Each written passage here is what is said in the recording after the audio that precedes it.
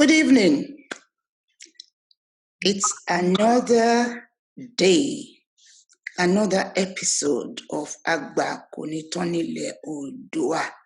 It simply means may elders never cease to exist in Odua land. I am Erilu Tuashe, the convener of this program. I want to welcome viewers from all over the world, in particular from the Caribbean, from United States, from United Kingdom, from Nigeria, from Oman, and of course, the rest of the world.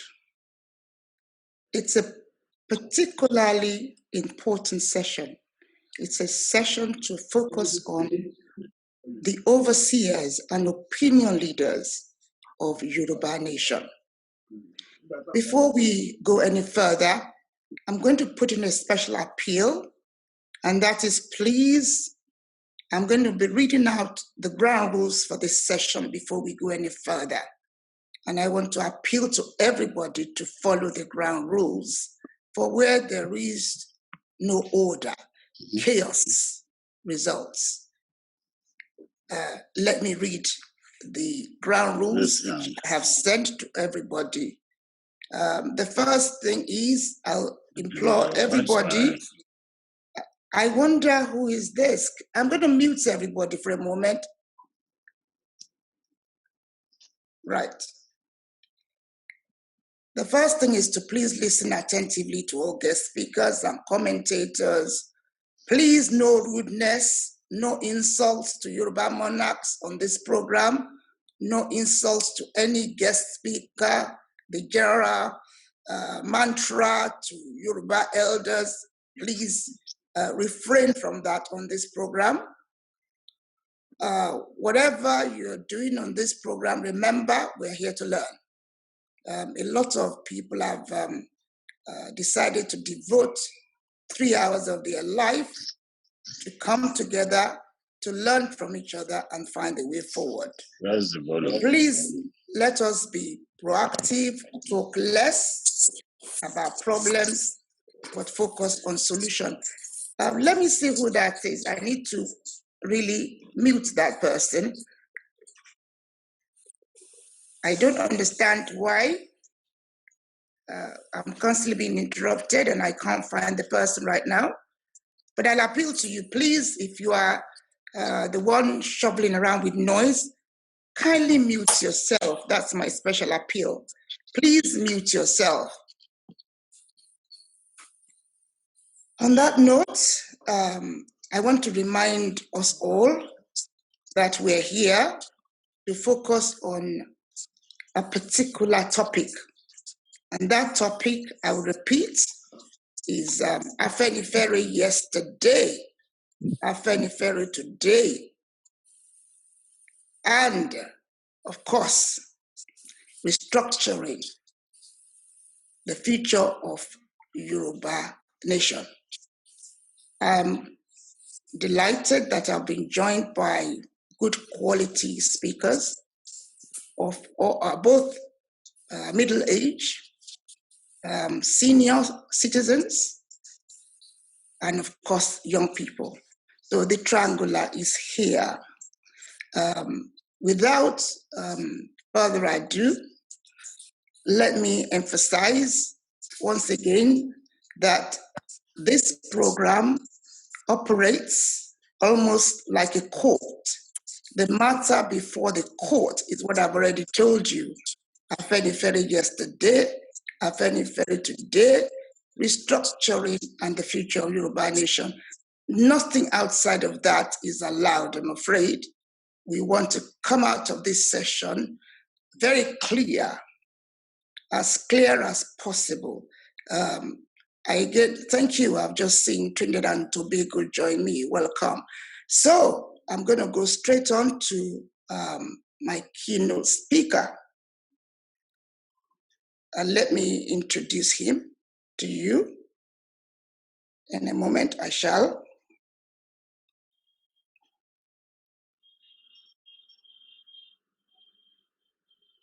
just answering somebody who's actually trying to find his way forward. Okay.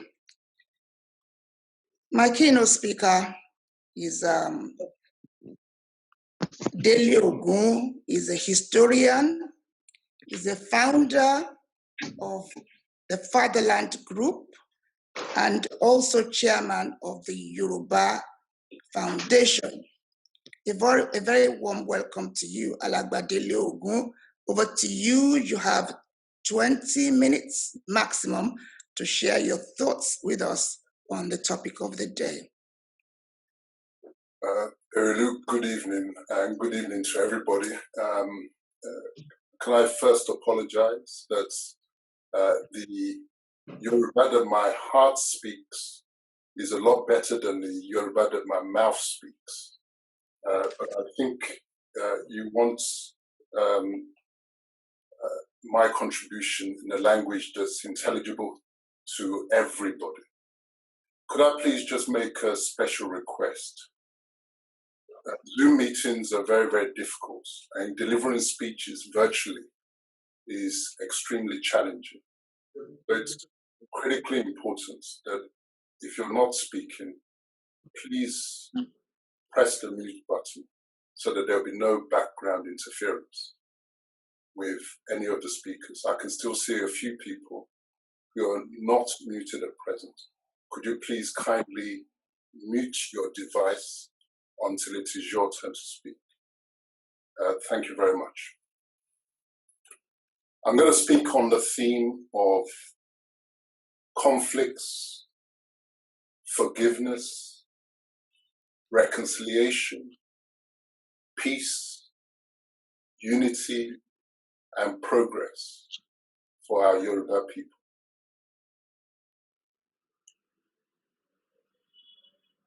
Let me begin with conflicts, because this is where our trouble started. Our trouble started 600 years ago to this very day. We're in 2020 now. Our trouble started 1420, when the Europeans, led by the Portuguese, sailed into our coastal waters. This was the genesis of what became the transatlantic slave trade, which led to the dispersal of our peoples across the lands where we now find them, in the Caribbean islands, in Brazil, in the Americas, in Britain, all over. So 600 years, this event is extremely timely. This is why it's critically important that we discuss with all seriousness where we're going.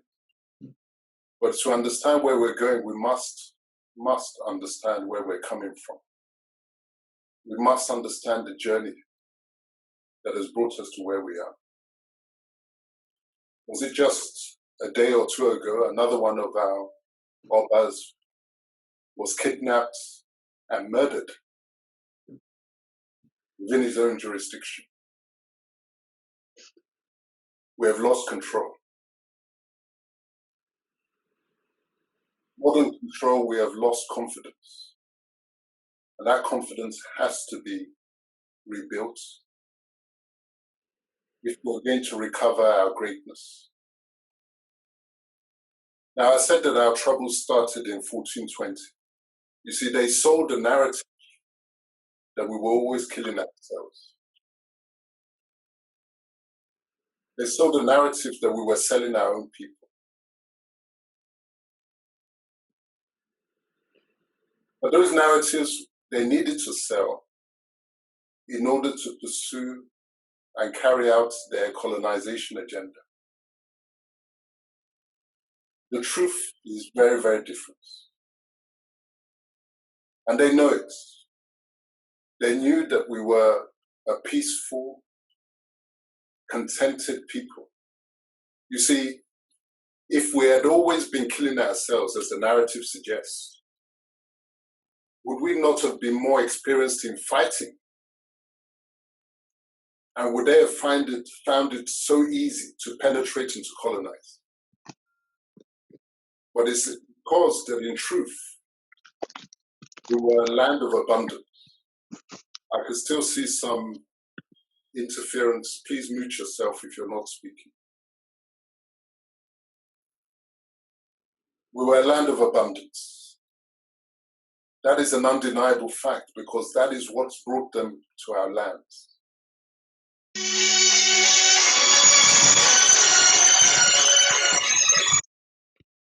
Can you please mute yourself? How many times must a request be made? Please mute yourself.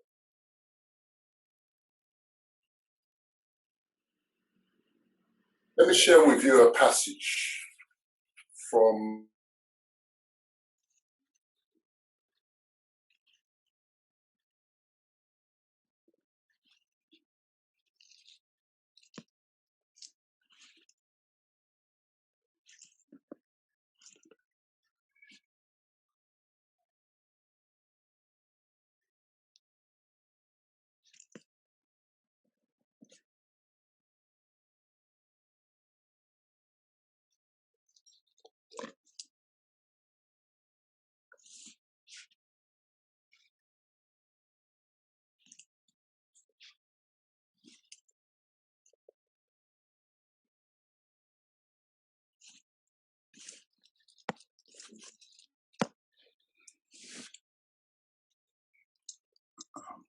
Dele, you're on mute. Dele, you're on mute. We can't hear you. My apologies. My apologies. No problems. Thank you. I think somebody muted me as well as the others. Thank you. So I'll go back to the beginning of the passage. Written by Europeans, not by us. Okay. The European voyagers, when they first visited the coasts of Western Africa, found there for the most part a quiet, peaceable, and contented people, basking in the sunshine, in harmless idleness. We'll forgive them their indulgence there. Unprovoked to make war upon one another, because they had nothing to desire, and receiving strangers with the unsuspecting trustfulness which is observed in the birds and animals of new countries when for the first time they come into contact with man. We were a peaceful people. We were not making wars upon each other. As the independent testimony confirms, we had nothing to fight each other for. Is it more yams? Is it more mangoes? Is it more women when we had an abundance? What do you fight for in paradise? Our land was the land of paradise. So they sold us the narrative that we were barbarians, selling our own people. As if you come to our land and there's a market and we have people on display, like you're displaying wares in shops in Amazon. Whereas the reality, of course, was having colonized new lands in the Caribbean and in the Americas as a result of the so-called discoveries by Christopher Columbus. They needed labor. And they imported weapons into our land, the guns and the ammunition, to change the balance of power within our kingdoms, setting one group onto the other, in order for those ones to feed the supply of the cheap labor that they needed.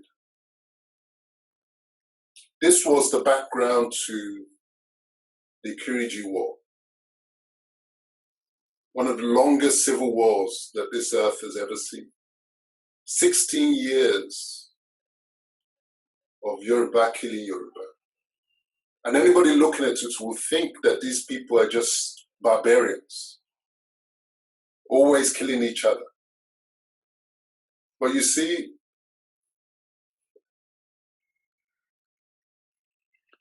thank heavens for some of our great heroes.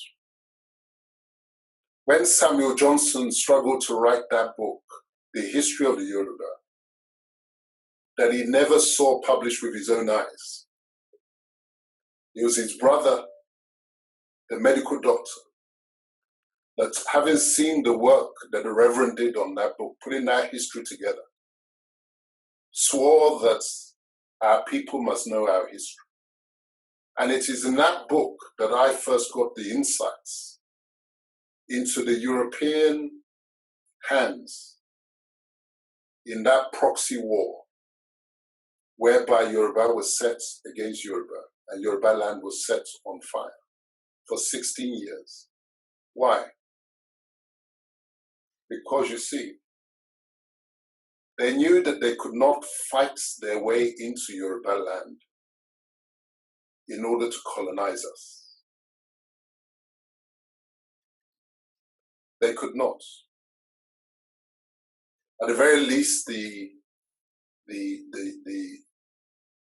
environment was not conducive to that. They had lost, you should know, they had lost in Haiti. Our people had defeated them in Haiti, in similar environments. The French army wiped out 43,000 of them. So there was no way that they were going to invade directly. They were going to come in indirectly. And the indirect means was the same formula that they had used in the conquest of the native Indians of America, proxy wars. Just supply weapons to different groups, change the balance of power, and you'll be in. So 16 years of slaughter and bloodshed in Yoruba land. And the peace treaty was signed on 23rd of September, 1886. The war had been raging since 1870. 23rd of September, 1886 is when the treaty was signed by the leaders of all the tribes of the Yoruba.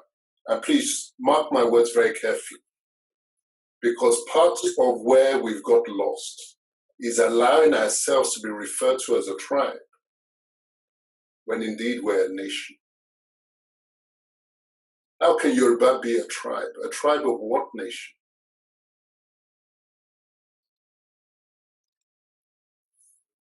There are 22 tribes of the Yoruba, and the signatories called for, the peace treaty called for peace, progress, and unity amongst the signatories and their descendants. That is why the 23rd of September was taken as the Yoruba National Day. As far back as the year 2000, we've been seeking to mark that day as a day where we rally together in the spirit of peace, progress, and unity. But it was the British who brokered the Kiriji War. They had sponsored the war as their way of colonizing the place, setting the two sides against each other, supplying weaponry to both sides, fight yourself to a standstill, and then come in and impose the peace. But by that peace, we lost our independence. That is the background to the colonization of Yoruba land. Let me now deal with the call for progress, peace, progress, and unity now. You see, it is through history that we get understanding. And it is through understanding that we get solutions. And it's through solutions that we get progress. We must know our history. We must encourage our people and our children to read Samuel Johnson's history.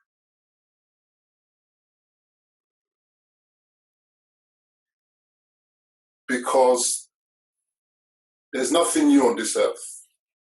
The methodologies that the British used to colonize our lands is the same methodologies that the current group of conquistadors, the Fulani, are using. There's nothing new.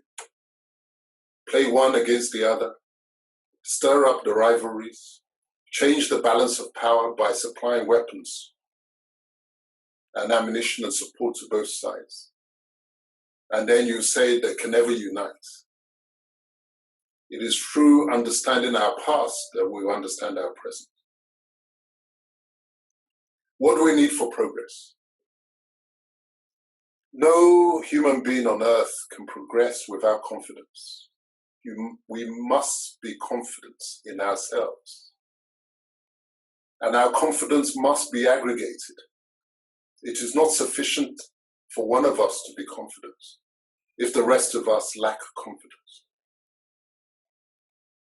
We get that confidence by really understanding who we are as a people, that there's nobody on this earth greater than us. We're not saying that we're superior to anybody else, but we're certainly not inferior to anybody at all. So whenever I hear talk of Fulani strategic superiority, that is a language of weakness and surrender and cowardice. Understand who we are.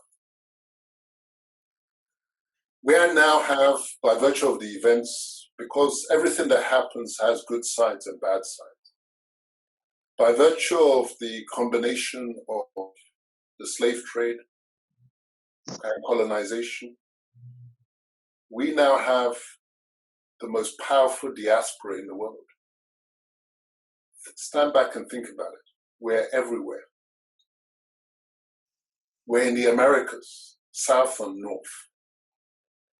We're right there across the Caribbean. We're here in Europe, and we're definitely here in London. It was the strength of the Chinese diaspora when it was harnessed to power the development of China, that China made a recovery from a broken nation to the superpower that China is now. That is not a task that is beyond us, the Yoruba people. But like the Chinese, we must know our history, because I know that when I speak to the average Chinese person, their mastery of their history is incredible. They have something called the 100 Days of National Humiliation.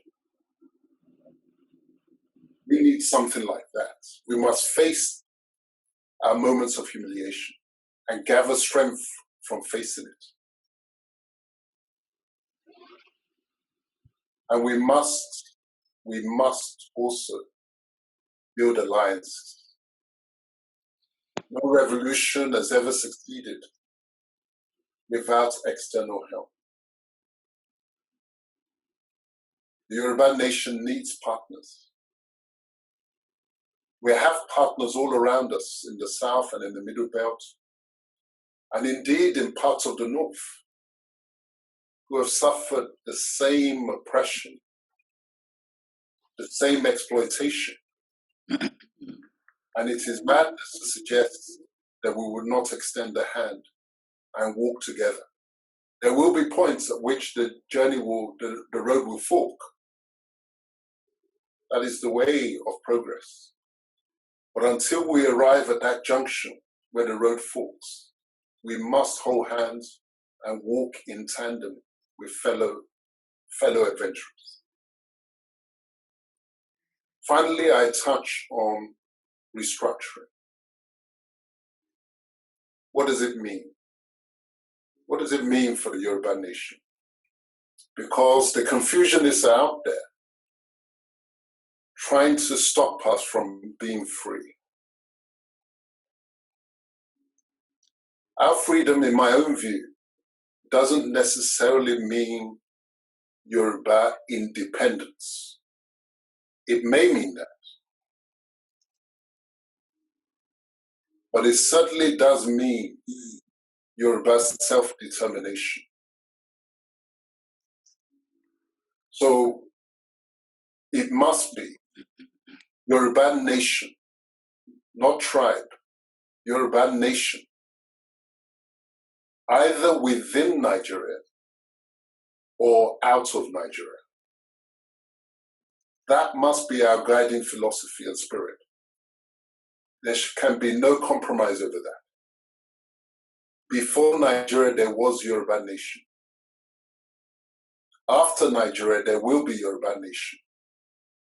But whilst Nigeria continues, there must be Yoruba nation as well. And then it will be for us, the Yoruba, to organize ourselves internally in a spirit and in a formula that gives respect to each of our component tribes. So that is what a restructuring means. It is not redecoration. It is not repainting of a house that's collapsing. It's fundamental rebuilding and reconstruction and re-engineering. And it means Yoruba nation as a federating unit with other nations in the spirit of good neighborliness. Because all those 371 ethnic groups, which I identified in my history of Nigeria, a fatherless people, all of them were there. And all of them will be there, but in a new relationship. Sure. Thank you. Thank you very much indeed. Thank you very much indeed, Alàgbà Délé Ògún, illuminating. Thank you. We're just going to stop for a moment whilst, let me just do a quick check. I'm delighted to welcome one of our monarchs, who at the moment is, in fact, in the middle of a major event in a particular part of Yoruba land. This monarch is one of many who are opening up different parts of Yoruba land to development. And today, he's actually opening up or establishing the basis for a new market in a very ancient and countryside part of Yoruba land. The monarch that has joined us, history says that once upon a time, an Oni of Ife went to establish that part of Yoruba land. Can you believe? An Oni. That Oni was Obalufon Alayemore. He left Ife and went to establish what is today known as Erimo. It's a much cherished privilege to be able to welcome our royal father, His Royal Majesty, Oba Dr. Michael Odunayo Ajayi Arowo Tawaya II of Erimo, who has kindly stepped out of an important event in Erimo land to join us and share his thoughts. Kabiyesi, a very warm welcome to you. Please address us. I'm delighted you're able to join us.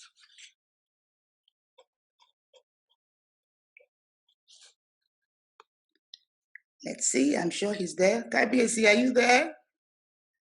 Kabiesi, I'm sure he's there somewhere. I saw him now.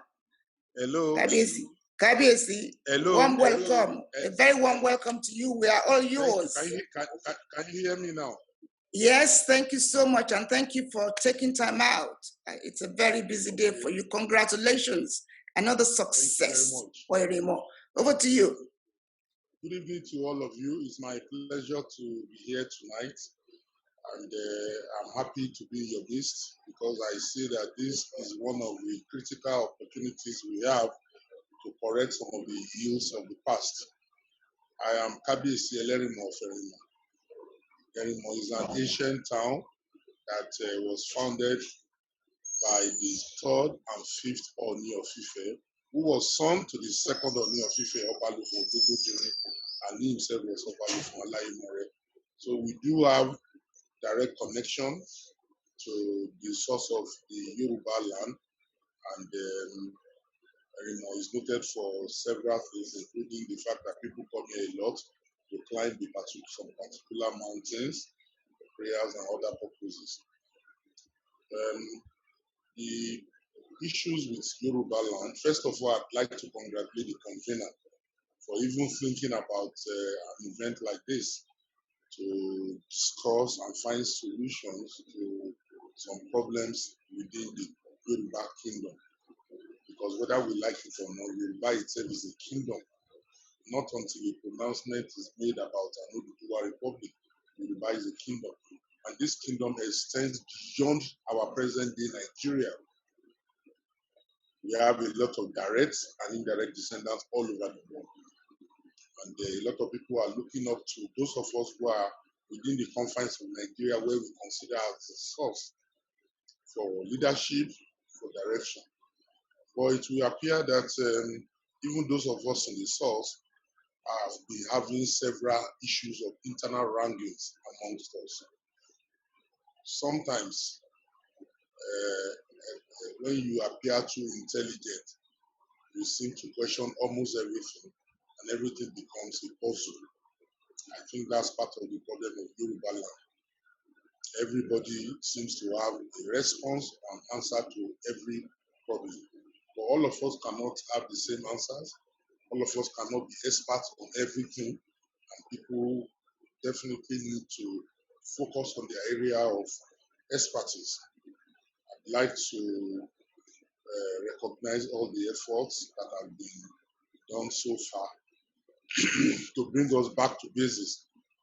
I will say that one of the things that we need to remember and imbibe is the fact that as Yorubas, we are Omoluabi. If we imbibe these spirits and the tenets of being an Omoluabi, I believe that that encompasses a lot of things. A lot of things in the sense that an Omoluabi will not tell lies, an Omoluabi will not backbite, an Omoluabi will not be envious of a fellow, an Omoluabi will not pull down others. If there are things for you to learn as an Omoluabi, you think about mentorship, somebody to lead you through, and not pulling down those who seem to be ahead of us. There's a lot of internal issues going on in Yoruba land, and I think this is what has been affecting us. Yorubas are meant to be an homogeneous people because we have a common language, even though with different dialects. To a large extent, we can understand each other. So there's some level of homogeneity. But of what advantage has this homogeneity been in our development over several hundreds of years? We will remember that at the time, there were several internal wars going on within the Yoruba space that had to be settled with the intervention of outsiders from who are not even Yorubas. So I think that this has always been the case, even historically speaking. But right now, the way forward for me is for us to understand that together is how we can move forward. Agbajowo la fi soya. That's something that we need to imbibe. All these individual pride efforts and they attempt to ridicule one another an attempt to pull down one another will not lead us anywhere. And one for all for one. When one part fails, eventually it will damage the other parts. So we should be interested in our joint and individual and respective successes. So I'd like to encourage all of you in your respective sphere. What Erilu Tunwashe is doing today, tonight, and what she has been doing over the years is our own contribution, bringing people together to dialogue. Because you look at a country like America, there were a lot of wars, there were civil wars. Eventually, the wars couldn't solve the problem. They all had to come together to dialogue. So there's a need for us to dialogue. There's a need for us to compromise and give in and be flexible. Some people will talk about principle, but one of the most important elements of a good principle is flexibility. We must be ready to accommodate one another. There's no basis in trying to enforce a particular idea on another person. So I think it's important that we try as much as possible to give some little space to one another, hoping that will give us a clean hand eventually. So it's my pleasure to formally and traditionally welcome you all to this opportunity, this summit, and to wish you well and to wish all of you happy deliberation. And I pray that at the end of the day, through efforts like this, we will find a solution to our inherent problems. Thank you very much. Kábíyèsí o, adé apẹ́ lórí bàtà apẹ́ lẹ́sẹ̀ o, orí ìtẹ̀ àwọn bàbá yín kò ní wù yín o, á máa tùbà á máa tùṣẹ́. On behalf of everybody present here, I want to thank you very much for stepping out of a very important occasion to join us. And thank you for the thoughts you have shared. As you said, at the end of this session, with your blessing, on behalf of other monarchs throughout Yoruba land, we hope to be able to move on. Ẹ ṣé púpọ̀. Ẹ bá mi kí gbogbo àwọn àlejò yín lérìn mọ́ o. Kábíyèsí o. Thank you very much indeed. Ẹ ṣé o. Thank you for joining us. And you too. Kábíyèsí o. Thank you.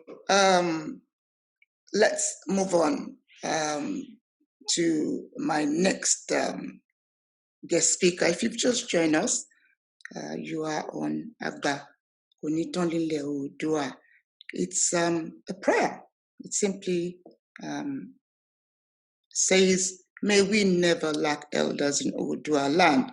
And the role of Agba Konitonlile Oodua, this initiative focuses on conflicts, effective management of conflicts, working hard to ensure that we achieve cohesion and move forward. My next guest speaker is based in Liverpool. In Liverpool.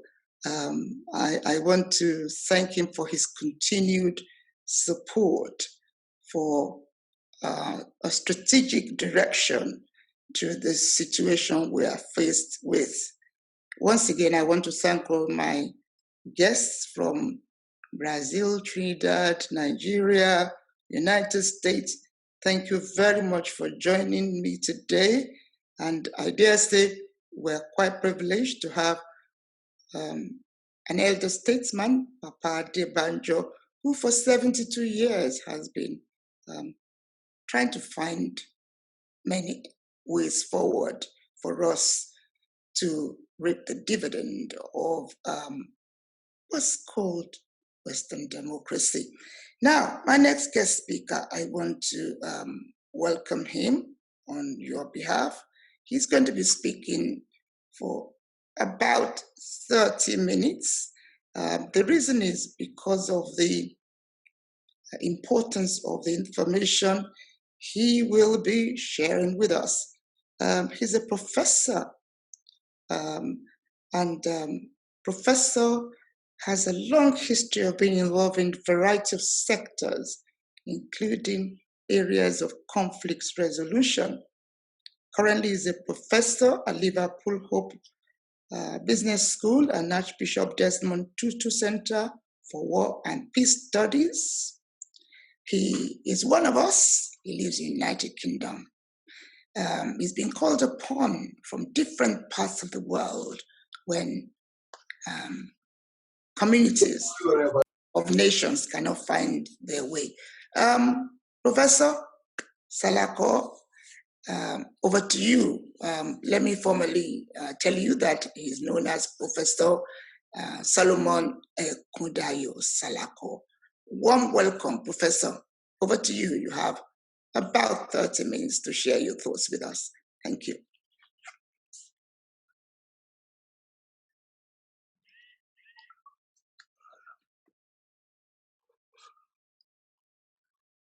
Professor, we can't hear you yet.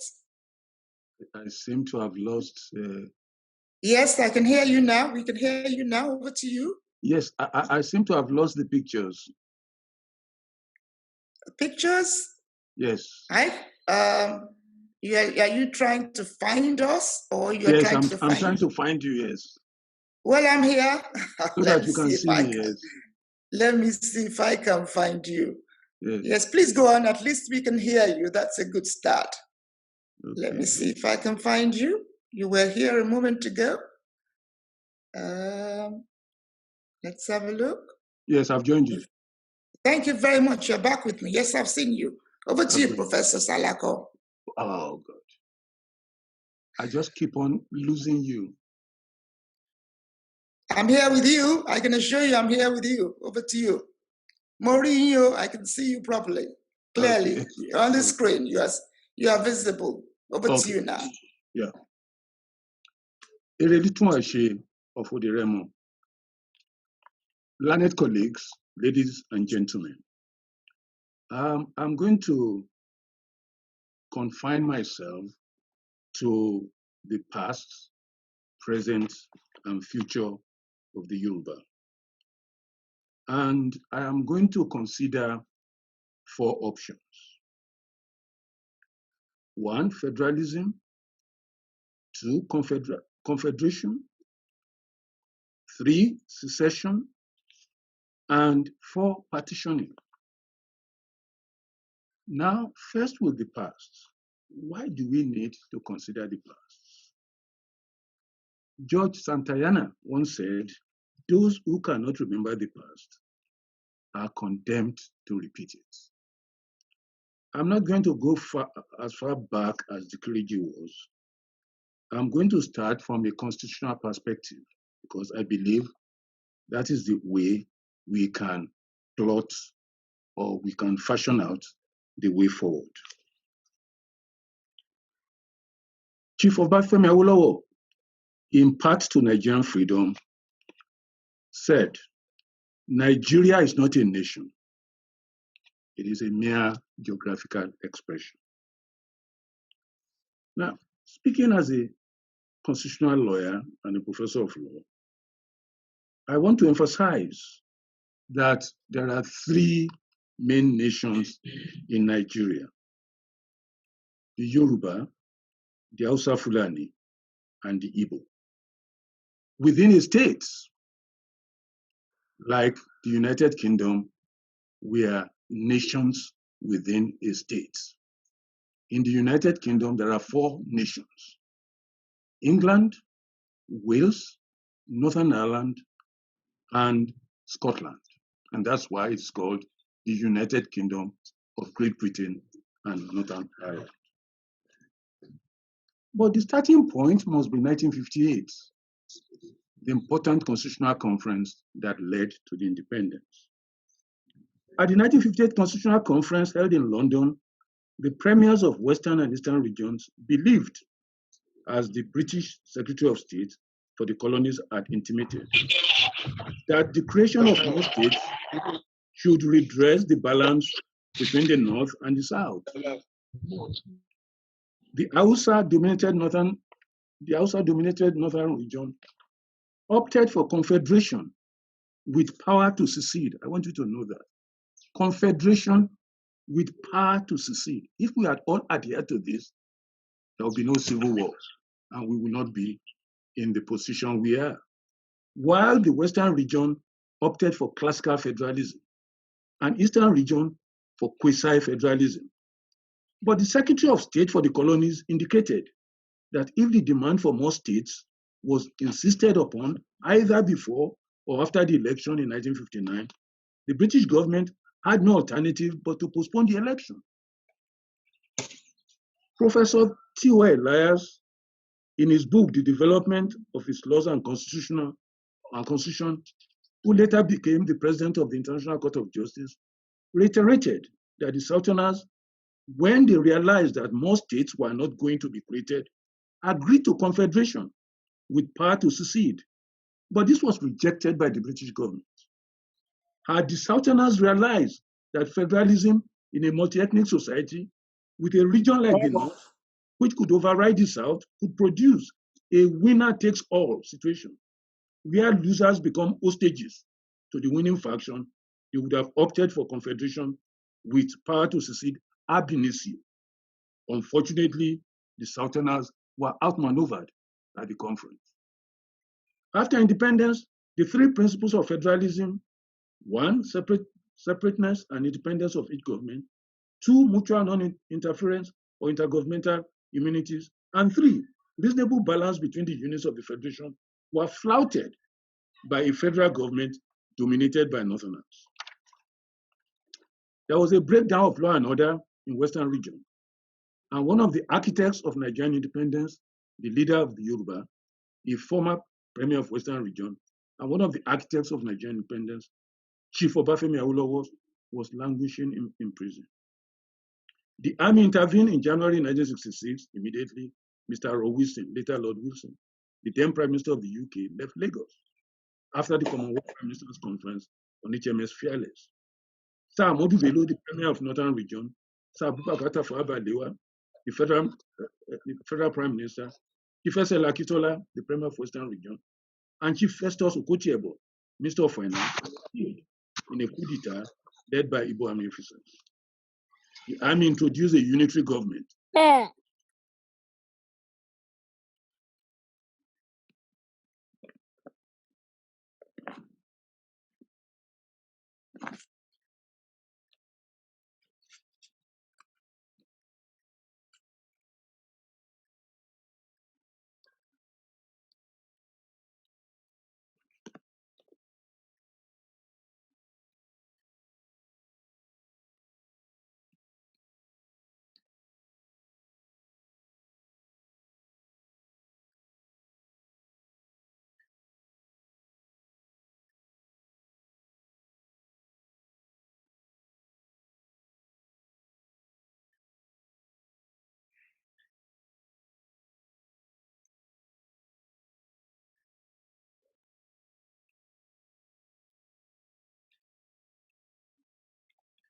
Please unmute yourself. Can you hear me? Please unmute yourself, Professor. Can you Yes, hear I've me? done that. I've done that. Thank you. Thank you.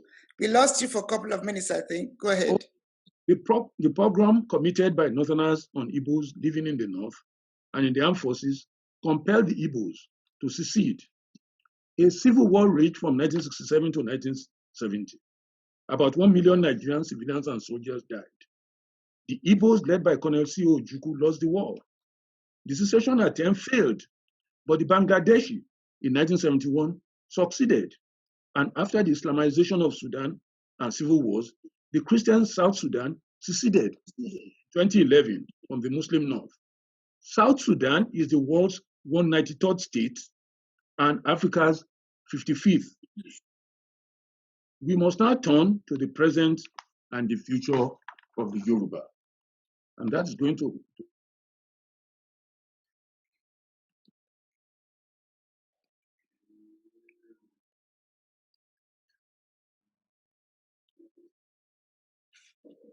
We have problems. Can you hear me, Professor?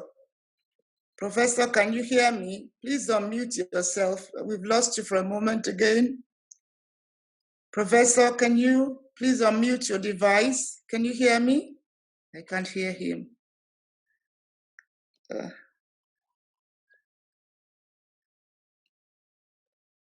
Professor, can you unmute your device? Yes, I've done that now. Thank you. Can you hear me now? I can. Can everybody hear Professor? Because I can hear him. Can you hear him? If you can't hear him, unmute yourself. Yes, we can hear him now. Okay. Thank you. Go ahead. Yes, as regards the present, we, the Yoruba people and the Igbo people as well, are hostages to the feudal north. How did we find ourselves in this position? The answer is simple. The oblique consequence of the arbitrary delineation of the boundaries of Nigeria is that by accident or design, northern domination was foisted on the country by reason of the sheer vastness of the territory controlled by the Hausa Fulani, though the largest single tribe in the north was actually a minority vis-a-vis the northern tribes put together. But first, we must consider why federalism has failed in Nigeria and why we must not sleepwalk into federalism again if we have the opportunity. Failure of federalism in Nigeria. Federalism and constitutionalism are inextricably intertwined. Whereas federalism is the division of powers in a state so that the general and regional governments are each within its sphere, coordinate, and independent. Constitutionalism, in essence, is the legal limitation of such powers, the antithesis of arbitrary rule. Traditionally, there are three essential ingredients of federalism: separateness and independence of each government, mutual non-interference or intergovernmental immunities, and reasonable balance between all the units. The fourth ingredient, and perhaps the most important, glossed over by Weir, especially, is the community of language, of race, of religion, of nationality of the founding fathers, a factor mainly responsible for the success of the federal principle in the USA. A federal government, as we are rightly observed, is not a goal in itself, but only a means to good government. Commentators on Nigerian federalism have ignored the fourth ingredient despite Nigeria's multi-ethnicity. Constitutionalism is seen as the application of judicial methods to four problems, viz. Accountability of government to an entity or organ distinct from itself, the conduct of free elections held on a wide franchise, 3, the enforcement of the freedom of political groups to organize in opposition to governments in office, and 4, the provision of effective guarantees of civil liberties. I intend to show that the failure of federalism is due to the abrogation of the principles of intergovernmental immunities, the politics of confrontation, and the ineffectiveness of constitutionalism as an antidote to dependence in a multi-ethnic polity. A neat illustration of the principle of mutual non-interference or intergovernmental immunities is the cause célèbre Akitola versus Aderemi Adegbenro. In that case, the Premier of Western Region, Chief S.L. Akitola, was removed by members of his party who voted against his leadership. Remember, a similar situation arose in Britain when Mrs. later Baroness Thatcher was forced to resign as the Prime Minister. No wreath was issued or was served in the United Kingdom. The federal government, formed by a coalition of Northern People's Congress, NPC, and National Council of Nigerian Citizens, NCNC, saw this as an opportunity to annihilate the action group. The federal government declared a state of emergency in Western Region, despite the fact that the Privy Council, then the highest court of the land, had declared the removal of Chief Akitola valid and constitutional. Now, let us consider why we are in this terrible position. The politics of confrontation makes a mockery of federalism in Nigeria. Power was handed over to a civilian regime on October 1st, 1979, after a long period of military rule. And the presidential system modeled on the United States Constitution was imposed. Since independence on 1st October 1960, Nigeria has experienced a total of 29 years of military rule, 1966 to 1979, and 1984 to 1998. The American system is too complex and expensive to run in a developing country. Northern politicians do not respect or allow the principles of federalism to flourish because of the politics of confrontation and ineffectiveness of the principles of constitutionalism discussed above. The failure of federalism brings confederation or the confederal principle to the fore as a possible political arrangement for the future. And to this we now turn. Confederation or the confederal principle is a form of association between states in which the general government is dependent upon the regional government. It was adopted by the seceding states in America in 1861 when they called themselves the Confederate States of America because they had rejected federalism. The problem with the term confederation is that at times the term is treated as interchangeable with federalism, as in the Swiss Constitution of 1874 and is headed Constitution Fédérale de la Confédération Suisse, or it is used where league or alliance is not sufficient to describe association. Now, let us look at the right to self-determination and why we must be very careful when we are considering secession. You see, as regards national group, the conventional wisdom in Western liberal democracies and in Nigeria is that the right to self-determination is a democratic right or principle exercisable by nations and not by peoples, and that it does not include the right to secede. I intend to show that this position is seriously flawed. The right to self-determination, as I intend to submit, includes the right to secede. People's right to self-determination, secession, and partitioning. Secession is neither recognized nor prescribed in international law.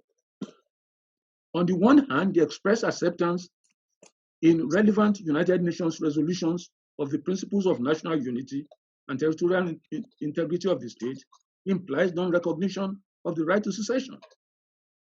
On the other hand, the international human rights instrument discussed in the subsection could be interpreted as suggesting that all peoples always have a right to choose a new social or political order, free from the oppression of the authoritarian government.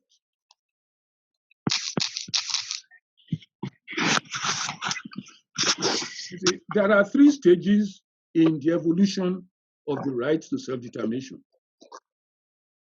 The first is the Wilsonian phase, where lip service was given to satisfy national aspirations. Two, the colonization phase, where the illegitimacy of colonialism and the rights of those colonized by distant Western powers to become independent states were articulated.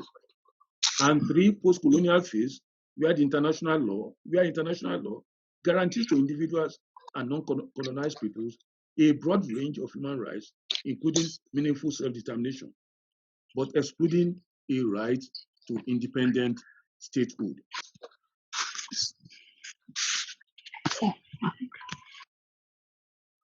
Now, there are two aspects of self-determination, the internal and the external aspects. Internal self-determination is the right to an authentic self-government. External self-determination for colonial peoples ceases to exist under international law once it's implemented. That is, once the people have attained self-government. But internal self-government, unlike external self-government, is an ongoing right of people to choose their own political and economic regime. Now, what is important is that the issue whether a state can secede was referred to the international. Coming to the end of your session, whoever is actually noisy, can you please log off my program? Yes. The May I invite you can I to continue? draw a conclusion soon, Professor? Yes, yes. Now, what I wanted to state before I draw my conclusion Yes. is that there is no right to secede in international law. And at the same time, there is no right not to secede. But in the Kosovo advisory opinion, the International Court of Justice held that there was nothing illegal about the declaration of independence by Kosovo. And Judge Kankadu Trindade, in a separate Kosovo advisory opinion, went a vital step further in arguing in favor of unilateral secession, that the current evolution of international law and international practice of states and international organizations provide support for the exercise of the right to self-determination by people under permanent adversity or in case of systematic oppression and subjugation. Now, what are my concluding remarks? Federalism failed in Nigeria because the abrogation of the principle of intergovernmental immunities, the policy of confrontation, and ineffectiveness of constitutionalism as an antidote to dependence on multi-ethnic polity. While a confederation with power to secede has its alluring quality, in that it can address the problem of state being hostage to a faction, it cannot solve the problems of Islamic fundamentalism and its danger and military usurpation of power. And what is more, confederalism is a grand theory, just like federalism. We must not sleepwalk into confederalism, just as we did in 1958 in the case of federalism. The people's right to self-determination was reconceptualized after the Nigerian Civil War, 1967 to 1970, to include the right to secede in clearly defined circumstances. There were failed attempts at secession in Katanga, Congo, Biafra, Nigeria, and Asawad, Mali, but there were successful attempts. Bangladesh in 1971, South Sudan in 2011. The quest for secession will not go away in a hurry, but the cost in human lives cannot be justified. Thank you. I've not finished. I have these 2 paragraphs left. Thank you. Nigeria, like Czechoslovakia, could be partitioned into viable national groups so that the Yoruba, the Hausa Fulani, and the Igbo and other viable groups could go their separate ways. After all, a future Oduduwa state, which will include Lagos State and will be richer than some European states, in that there is oil, petroleum in Okitipupa, and Okitipupa itself is a natural port. There's limestone in commercial quantities in Ogun State, and the 40-kilometer beach from Lagos to the border of Nigerian Benin Republic will generate billions of dollars in tourism, biotechnology, and information technology are the other sources of income. I have outlined the past, the present, and the future of the Yoruba. It is the right of the Yoruba people, my people, to choose their own political and economic regime. Unlike external self-determination for colonial peoples, which ceases to exist under customary international law once implemented, the people's right to internal self-determination is not extinguished by its being already invoked. The right to internal self-determination is a continuing right. Thank you for listening to me. Thank you very much, Professor Solomon Ekundayo Salako, for your sharing your thoughts and helping us to look at varied options. My next speaker is, I tend to use this grand title, Alagba, and that is Alagba Wale Adedayo.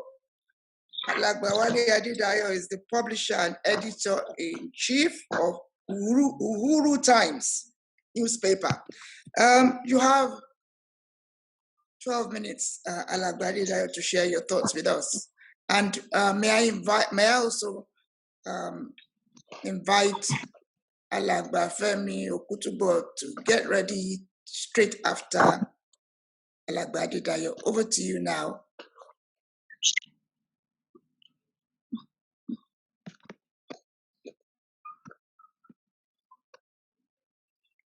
Right, have we got Wale Adédayọ̀ with us? If not, may I go straight to Alàgbà Fẹ́mi Òkútùbọ̀? Over to you.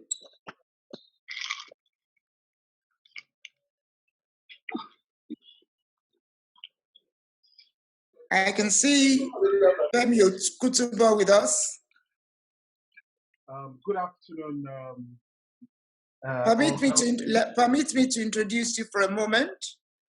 Fẹ́mi Òkútùbọ̀ is a seasoned journalist and also the publisher of the Trumpet newspaper and very much the Trumpet Media Group. A very warm welcome to you. Over to you now. Thank you so much, Erelu Tuashe. Thank you so much for the opportunity and thanks so much for convening this event. I also want to greet the various elders, sons, daughters, and friends of the of Yoruba land and the Yoruba nation who are in here. So much has been said today, so I'm going to try and minimize a bit of repetition. But if there's anything I'm going to sort of want to emphasize on, I think the very first point I would want to make, as has been made by some of our speakers earlier on, is that historically, we are different nations, we are different peoples, we are different empires that actually made up Nigeria. And the country Nigeria came about for the administrative convenience of the British colonial masters. I think that is an established fact that most of us are warned about. So with that kind of background, it is important to note that in a situation where you have different nations making up a country, then the way you govern such a country is different. We were given the example of the United Kingdom of Great Britain and Northern Ireland and the various components that make up that country. What we definitely need in Nigeria in terms of trying to move forward is a true practice of federalism. There was the intention to have that at the start, so as far back as the 1950s. But I think, unfortunately, as a result of military rule, the style of military rule is such that it's a unitary form of government. A lot of power is concentrated at the center. In a true federalism, we have a situation where the component states have powers, and then there are certain things that bring them together on this, at the central level. Unfortunately, we call ourselves a federal state or a federal nation, but in practice, that is not what we see. And I think that is the reason why we're having many of the problems that we have today. I don't want to concentrate too much on the challenges, but I want to focus more on perhaps what the solutions should be. And I think it's in identifying some of the problems that we are able to identify some of the solutions. What one has seen in recent years, and especially in recent months, especially in terms of things like the security of the nation as an example, is a classic example as to why there is the need to practice true federalism and practice and have a restructuring in place. A situation where, for example, let's just look at the events that happened last month in Nigeria around security, and even what is even happening now. We have a situation where security-wise, the police is controlled at the federal level. There has been so much calls for state police, because what you have is that when you look at the Nigeria police, let's even start with the conditions of service. Let us start with the kind of training they're on. You have situation, and let us even take into consideration that when you look at the SARS, the Special Anti-Robbery Squad as an example, the problems that we have in the southern part of the country, which led to SARS, is peculiar to the south. We don't seem to have much of that problem in the northern part of the country. What am I saying? There's the need for each state, each component unit of the country to have, to take charge of their security and also, take charge of whatever it takes to secure such a nation. I know in Yoruba land, for example, we've had to go through maybe the back door with things like Amoteco, which has made some results. But I think that is not still the solution. A situation where an average police officer is paid pittance is not good. We say we model the Nigerian constitution after, say, for example, the presidential system of the United States of America. When you look at the United States, and I'm not, don't get me wrong, I'm not saying that because one country is doing it in a certain way, that every other country has to do it in a certain way. But if we're going to copy and paste, we must make sure that we're copying and pasting properly. And we must understand the principles behind what we're doing. If you look at the police in the United States of America as an example, you have each state having their own police department. So what can be the viable or valid argument for not having an independent police service at each component level, as in at each state level? To go one step further in terms of trying to emphasize on solutions, I think there's the need.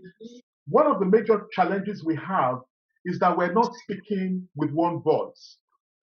And what I mean by that, as a typical example, I see a lot of confusion in terms of some of the cries that we have had in recent months about, the future of the Yoruba nation. So while some are talking in terms of restructuring, while some are talking in terms of self-determination, you have yet another set of people who are asking for total secession from the country. In fact, some, with due respect, some cannot even tell that there's a difference. So as a solution, I think there's the need for us to speak, to speak with one voice, to educate and create that awareness. There's a difference between secession and self-determination. What I believe Nigeria needs is, or what I believe the Yoruba nation needs, is self-determination as against secession. I think even talking in terms of awareness and education, we cannot assume that the average, we should not assume that everybody is singing from the right, from the same hymn sheet. As a typical example, if those who decided to burn buses during the last riots, if they realized that burning buses would actually compromise their own transport, perhaps they would have had a rethink. Perhaps those who were to burn the Igbo court, for example, if they knew that in the process of burning the court, they might be destroying court records and perhaps compromising justice, perhaps they would have had a second thought about this. So there's a massive need for creating awareness and mass education among the populace of the country. And unfortunately, and I think I'll call it unfortunately, because of media, and especially and because of social media, we have a lot of people who are making utterances out there to the whole world. Some of those utterances are not controlled. They are, in my view, they are uninformed. And so I think as a Yoruba nation and as Yoruba thought leaders, we need to find a way of coming together and continue that education in that regard. we should, what I'm saying is that this fight for a Yoruba nation should not just be high level in terms of, trying to lobby the government or trying to lobby the National Assembly and down that line. Even at the grassroots level, there's the need to sort of have a lot of education in that regard. The other thing I want to also emphasize on as well is that we have a challenge around leadership and and our values. Growing up, there are things that one would do as a Yoruba son or a Yoruba daughter that you can never be proud of doing it. But can we really say that looking at 2020, are those things really the same? You have a situation where, if, for example, as a leader and you are put in a position of leadership, your people or your close associates believe that it is their time. They believe it is their time for you to go and make money for them. And if you dare be part of a system where you're not taking care of their needs, then you're going to be alienated. We have lost it somewhere.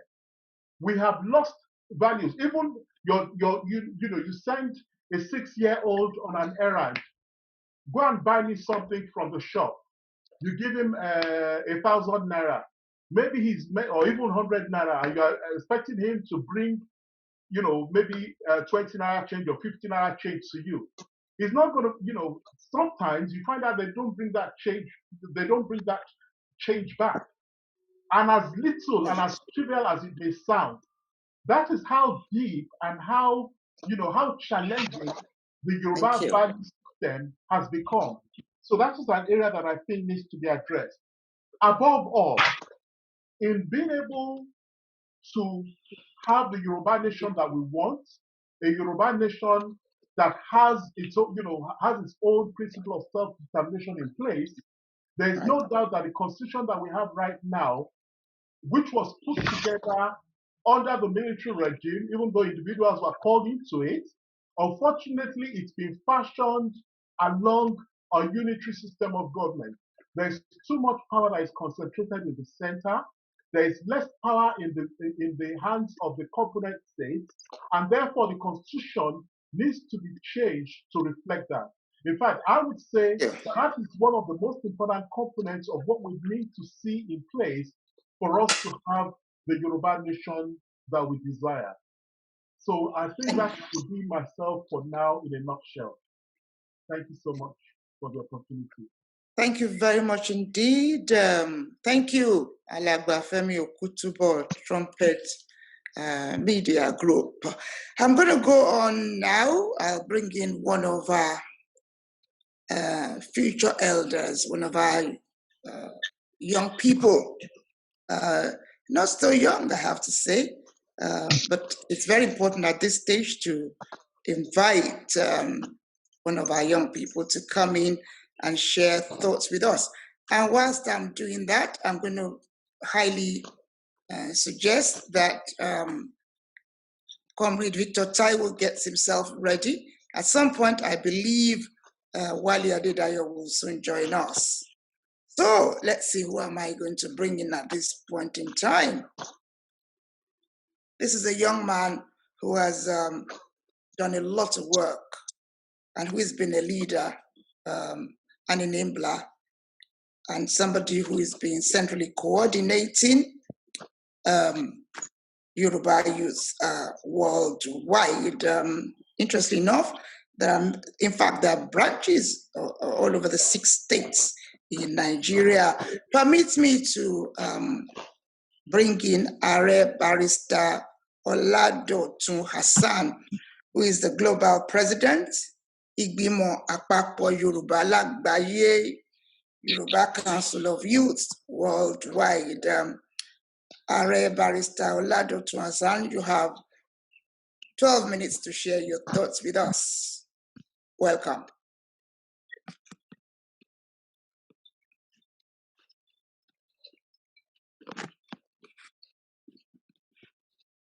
Are Hassan, are you still with us?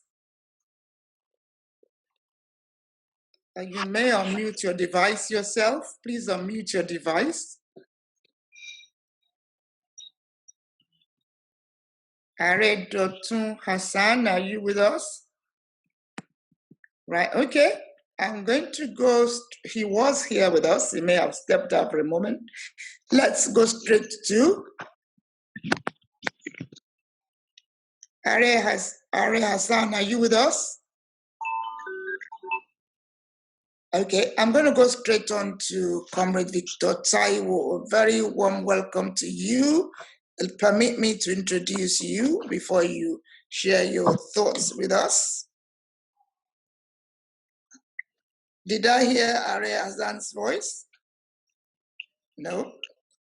Now let's go straight on.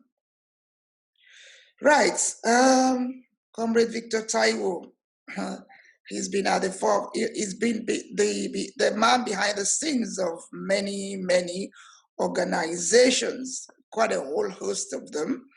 And the most recent one, of course, is what is today known as Yoruba World Assembly. Before that, we got Yoruba World Congress. But I think for today, Comrade Victor Olu Taiwo is the president of Odua Redemption Alliance and Secretary General for Yoruba World Assembly. You have 12 minutes to share your thoughts with us. Alagba Victor Taiwo, over to you. Are you with us? I think I saw you a little while. Interesting thing is participants log in and then they step out for a moment. Hello? Yes, who have I got? Are you hearing me now? Yes, thank you. Over to you. Yeah, Odua. I greet you. Ashe. Ọlọ́run á jẹ́ ká ẹ pẹ́ fún wa. Ashe. Ní ṣe lásán. Ashe. Well, I've really enjoyed the lectures delivered by my predecessors on the platform. And as a matter of fact, I appreciate so much the lecture of Professor Solomon Salako. I want to have his paper. Maybe you can facilitate that. Now, going straight to the topic for today, since I have just only 4 minutes. I didn't say 4 minutes, 12. 12 minutes. 12. Okay. And 4. Okay. What I believe about the struggle on the ground is not any argument about federalism, constitutionalism, regionalism, whatever. Everybody has his own focus. My own conviction is that we need sovereignty. Whatever nomenclature it is given, my own language is we need sovereignty. No more, no less. We have had enough of this grammar all over the time. We have had enough of these theories over the time. My own language is we need freedom. We need liberation. We need sovereignty. We need to show to the world that Yoruba is a great nation. It's a great creation. We need to tell, we need to let the world know that there is no way we can make any progress within the precinct of Nigeria. We need to be on our own. Whatever device we can spin to make us be on our own is just the best and nothing less than that. Now, if you go back to memory lane, there was a big event that took place at Adamasigba, I think July 17, 2017 or so. It was the biggest event ever. The biggest event ever in Nigeria. It was a very glorious day. The stadium Adamasigba was jam-packed with people. Everybody singing, restructuring. And as a man of vision, I said, my organization will never be part of that project. They call restructuring because it will never work. I even wrote it in one of my books that restructuring will never work in Nigeria. Nobody's going to grant it. There's no House of Assembly, House of Representatives or Senate that will grant it. There's no head of state that will grant the restructuring. So if you know that we are just wasting our time on talking about restructuring or regionalization or all the rest, then why can't some of us focus on the reality? The reality is that nobody is going to approve conference or whatever to discuss restructuring Nigeria. It is a ruse. So our focus is let us go for sovereignty outright in whatever way, but peaceful anyway, not whatever way. In the most peaceful manner one can spin it, which is what has been our focus over the time. So then the question is, okay, if you have this sovereignty that we are talking about, what do we do with it? Will it not be like the independence of Nigeria?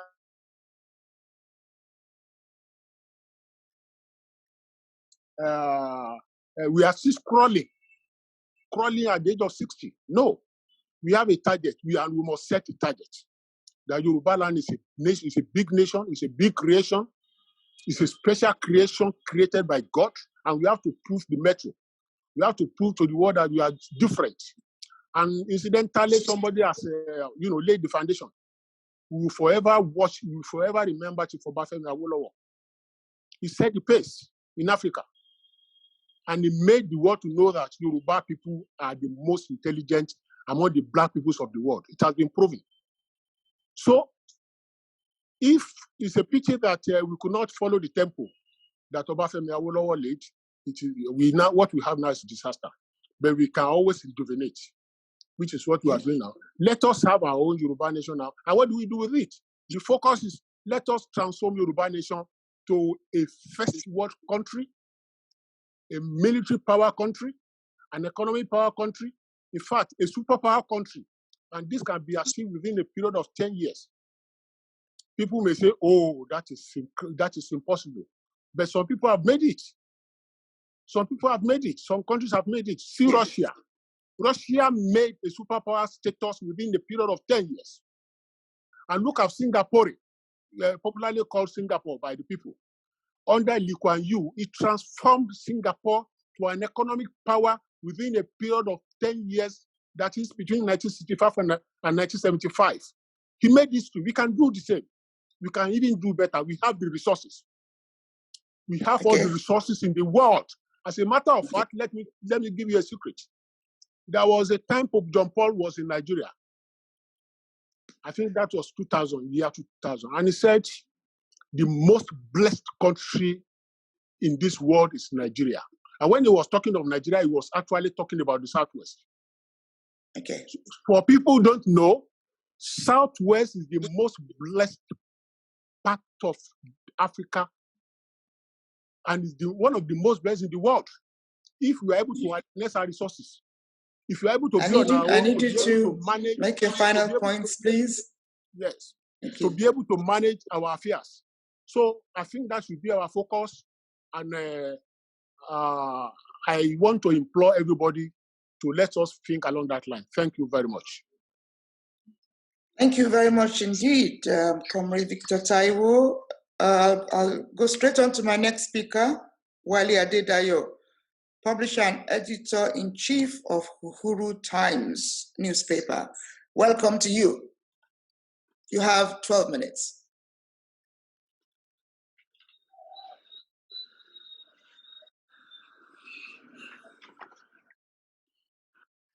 Please unmute yourself. Hello. Hello. Okay.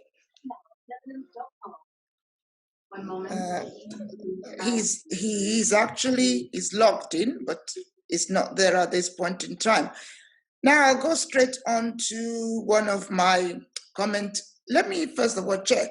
Harriet Dotun Hassan, are you back or still out? Harriet Dotun Hassan, are you there? I'm looking through the list. Long list, I'm afraid. No sign of that. Let me bring in one or two of my commentators. The first one is Pastor Okebi Orusi. Over to you. I invite you to come to deliver your comments on what you have heard since the beginning of today. Over to you. Yeah, Pastor You Okebi have Orusi. 10 minutes. Yes, over to you. Okay. I have 10 17 minutes. Okay. Well, I'm looking at the topic, the list of 6 points you have there on conflict to peace. Conflict, forgiveness, reconciliation, unity, and I put progress next, leading to peace. I kind of want to approach this from the point of what causes all of that. Conflict itself is the source, and then forgiveness, reconciliation, unity, progress are processes. They are processes themselves, where you're leading to peace. What you want is peace at the end of it. So from conflict to peace. I now look at, of course, there are constructive conflict and there are destructive conflict. Constructive conflict comes of kind of give rise to very thoughtful lessons learned and useful for making progress and the rest of them. The destructive one is not good, where it is actually decided to fight war and destroy each other. All right. Now I look at conflict, which is the main problem, among Yoruba people. It's always there. Not only Yoruba people anyway, it's everywhere. I'm looking at it from the management point of view. What is the cause? What actually brings about conflict? So if you already prepare for it, then you will overcome it. Every group, every nation, every whatever the Yoruba people are gathered together to do, they must always prepare, give room for conflict.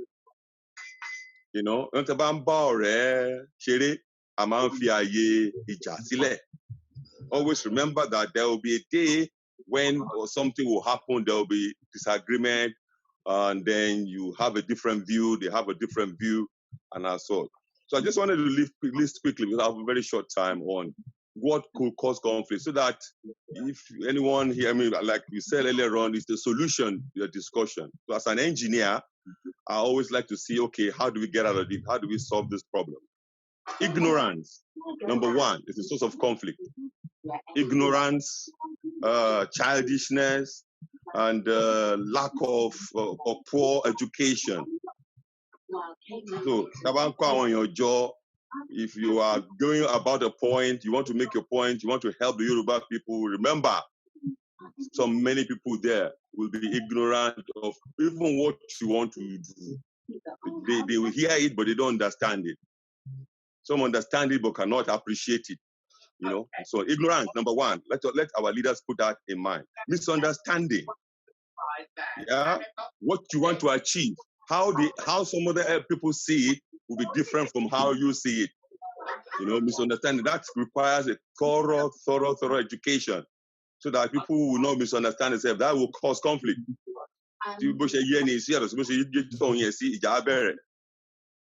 Now, number three is personal agenda causes conflict. Someone has a personal agenda, and he hides such point in themselves and don't bring it out. And they want to, when you make a suggestion that this is the way to go, he doesn't agree with what is in his mind or her mind. Personal agenda, number three. Number four is greed. Greed. A greedy person, when he sees that there's no room for him to get more, it will create problem. Very greedy people. Take all the time, or take all the space, or take all the money, or take all the, wants to take all the glory, he wants to, yes, greed. Number four. Number five, religion, faith differences. It's a very, very serious one. So we have to prepare for all of this in our movement, in our drive for Yoruba nation. Followership, misunderstanding the leadership. Oh, that's another one. They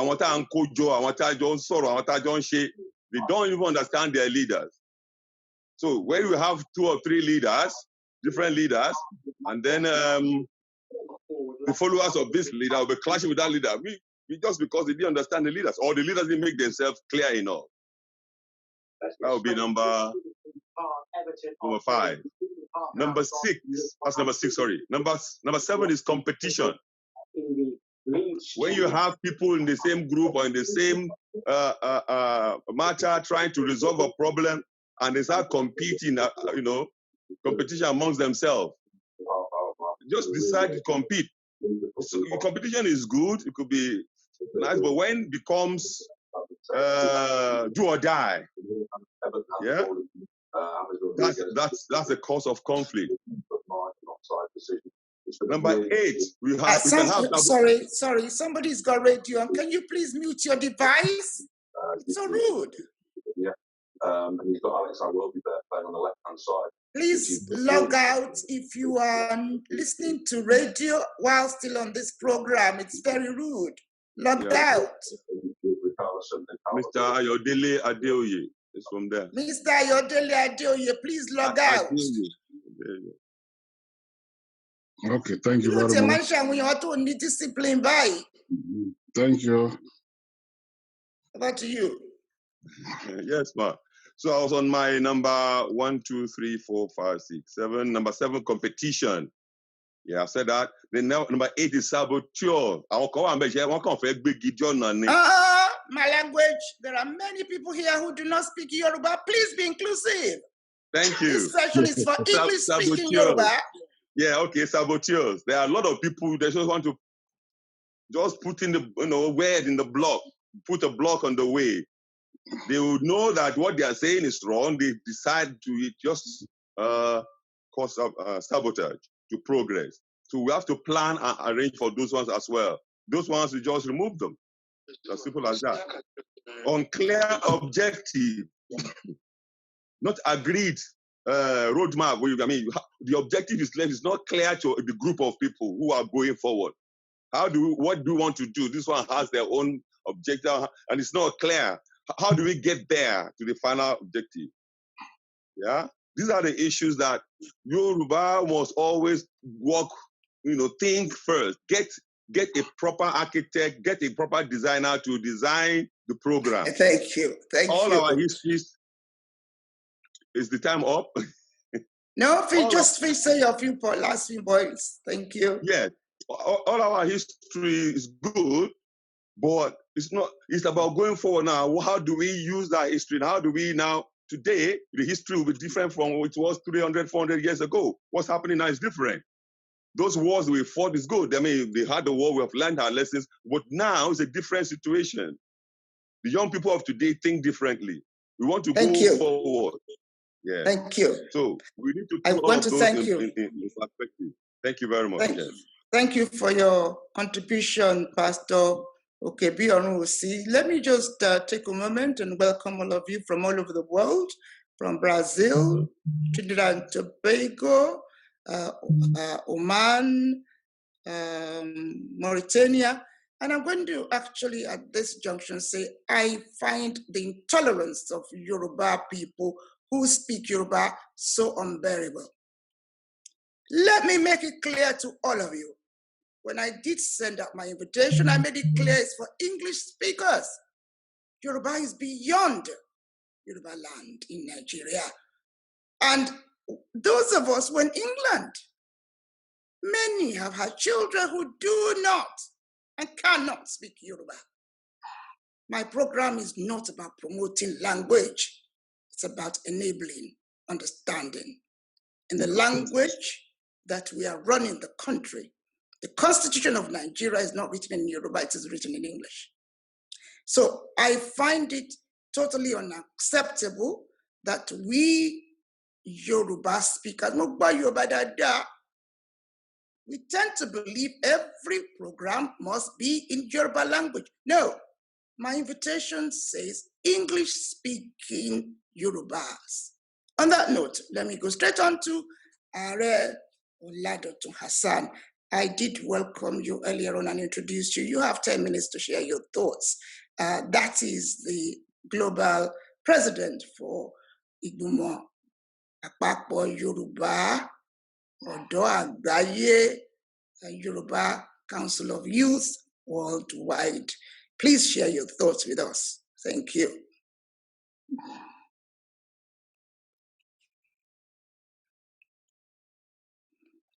Are Hassan, are you with me now?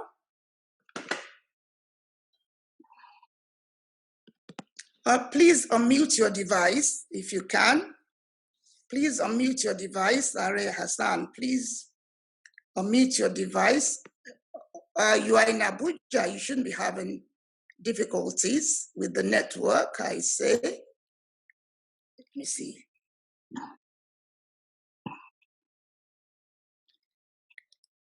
Well, I think, Are Dr. Hassan, can you please indicate that you are still with us? I saw you raised your hand just a few moments ago. I lowered it.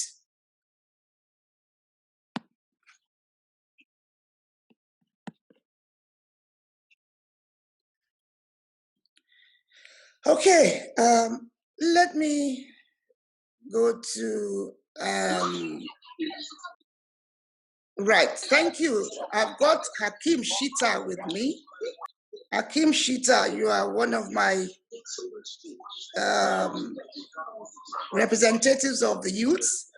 Are you ready to share your thoughts for 10 minutes? Over to you, Hakim Shita. Hello, everyone. Please kindly switch off your radio in the background.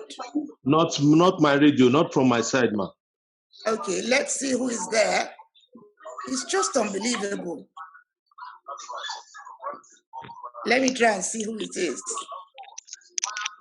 Please go ahead, Hakim Shita. Introduce yourself as well. You're one of those who opted to come and share your thoughts. We are still hearing noise in the background. Over to you. Yes. Just hold on a moment. Let me see if I can sort this out. Yeah, that's Tunji Ray, please.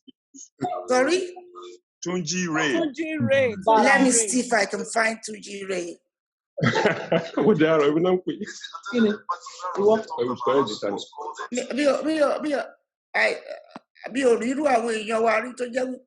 We sent out information, please don't log in from a noisy area, and they still do.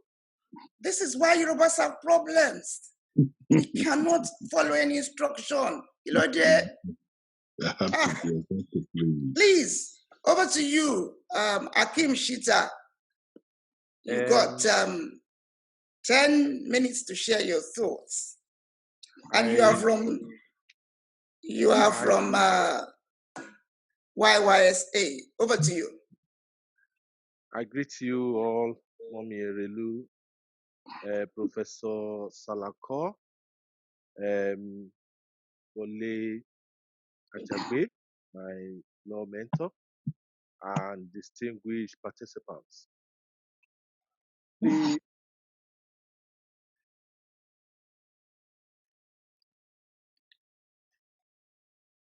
Oops, I think we've lost him there. Shall we wait for a couple of seconds? We've lost him there. You should unmute. He's muted his microphone. Can you please unmute yourself? Yes, we can hear you. Yes, I can hear you. Right. Most of what have been said today has actually been based on the necessity of Afenifere. Why Afenifere is necessary. We are all aware that Afenifere has risen up already for many years. But in my opinion, it is submerged. Is being prevented from rising up. And Mommy Erelu, one thing I will appreciate if you will find time to look into should just be a topic on the challenges, because the challenges Afenifere is facing at the moment, like I said, is submerged. The challenges are enormous. we cannot finish talking about the challenges for years. These challenges, we look into the obas, the overseers, the people other people look up to. How does this obas, how does these overseers carry themselves along? Are they respected anymore? Can people look up to them?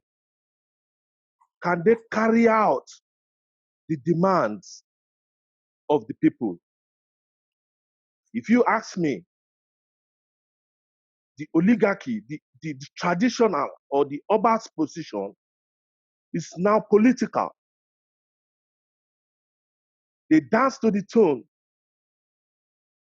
of the people that are not making Afenifere rise up.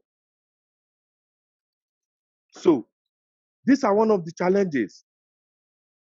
Today, we look at the lives they were living then, the kind of life they were living during the Obafemi Awolowo is not that kind of life we are living now. This is another challenge. So if we start looking, if we start counting the challenges, do we have a leader? Do we have a president that will allow Afenifere to rise up? Like somebody mentioned before, conflict. What are we doing to address ourselves when we say, for example, Mommy Erelu should lead us, and when you look back, you are not seeing anybody. So we more or less have been focusing on the need for Afenifere. We are all aware why Afenifere should exist. 1001 benefit why Afenifere should exist. But how do we address the challenges? Thank you, ma. Thank you very much indeed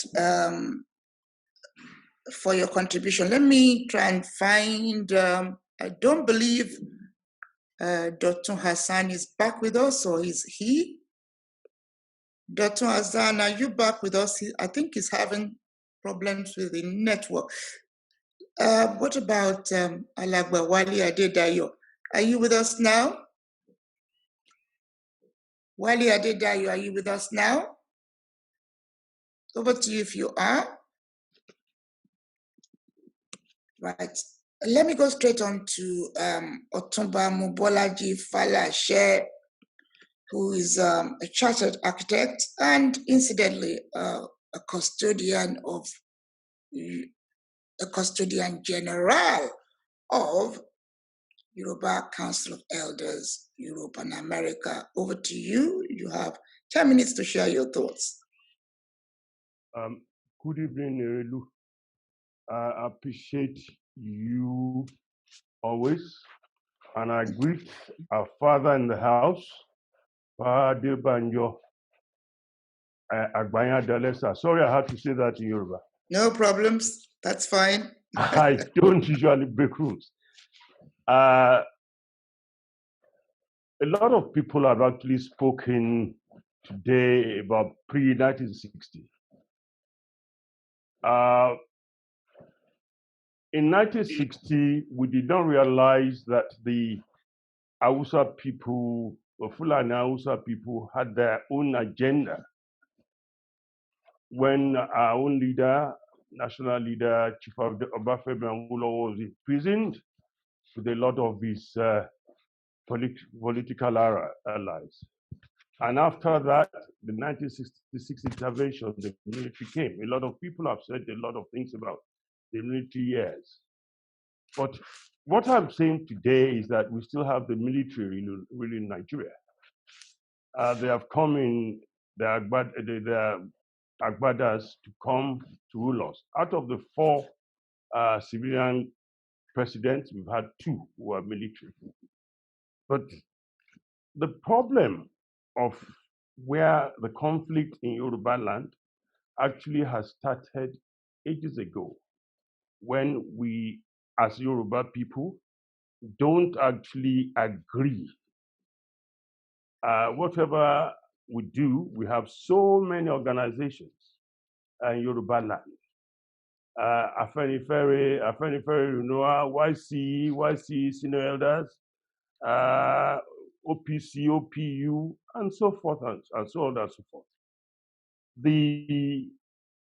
One of the things I actually cherish about the first Western region governance was the House of Lords, where our obas were not neglected. Today, we actually disregard our obas. In one of the conferences we've held, somebody suggested, but perhaps if we don't have regard for obas anymore, perhaps Yoruba people can have a supreme council of Yoruba people. If we have that, a lot of these groups can actually come together and they can form a source of where conflicts are actually resolved. We are talking about sovereignty. Yes, we can. But the way we Yorubas are behaving now, I think it's best for us to see that what we lack is leadership. Leadership is what is not in Yoruba land anymore. In the time of Papa Awolowo, Papa Abraham Adesoya, and so forth, we younger ones are not listening to the elders. And some of the ones who are younger than us are not listening to us. What we lack is the respect for tradition and our leaders. People have their own political motives and people are selfish in terms of what they want, perhaps, is position in government. For us, Yoruba, I think what we need is our own sovereignty. The Hausa Fulani cannot continue to say they own the whole of Nigeria, where we have actually a nation that speaks the same language. Somebody actually mentioned that tonight. And I believe, I think one of the speakers also tonight mentioned about economic growth. I believe, you know, and I really know my passion about how we can actually help each other economically. If we help ourselves economically, we can actually grow a nation. Someone mentioned the Chinese today. The Chinese in diaspora helped to build China. The Indians in diaspora helped to actually build India at the moment. And you can see the economy of the Indians in United Kingdom alone. They virtually have taken over not only in professions, their children are actually well educated, although their parents are selling us goods. But what we need is a good economic power to be able to resource our nation, the Yoruba nation, where we get independence. But one of the things that I will end up with is that we need to be less selfish as Yoruba people. Thank you very much. Thank you very much indeed. And if you've just joined me, very warm welcome to Agbakunitoni Oduduwa. The key objective, reducing misunderstandings, finding effective ways to resolve conflicts in order for us to have community cohesion. And if you're wondering why this is in English, I'm afraid we have generations who do not and cannot speak Yoruba. And when they see this recording in the future, it's very important they're able to take one or two items and put it to good use. Let me bring in Are Dotun Hassan. Over to you, Are. And you have 10 minutes to share your thoughts.